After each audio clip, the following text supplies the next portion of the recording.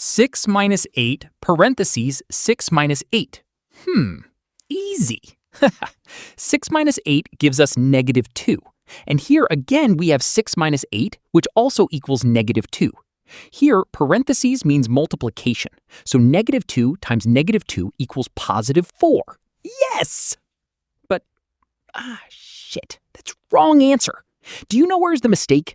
Let me tell you, as we didn't follow the rule of mathematics. Because according to the order of operations, which is PEMDAS, where priority shifts from left to right.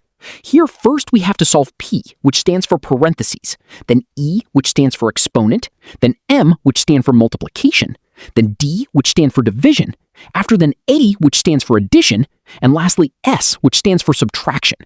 One thing keep in mind that multiplication and division have equal priority, and we have to start from left to right. And same goes for addition and subtraction. For all such mathematical operations, we have to start from left to right order only. Okay?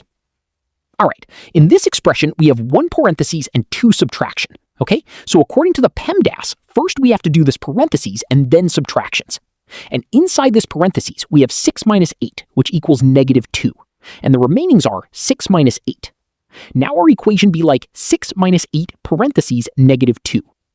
Okay guys, focus. Here are 2 operations, such as subtraction and multiplication. In mathematics, when a number is placed next to a parentheses, it means multiplication, and we usually don't write the multiplication sign for brevity.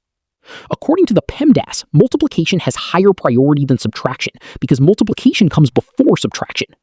So 8 times negative 2 equals negative 16. In next step, minus times minus gives us plus 16, and write this 6 as it is. And lastly here, 6 plus 16 gives us 22. 22 is our answer to this problem. So 6 minus 8 parentheses 6 minus 8 equals 22. Want more math hacks? Click the video below. Haha.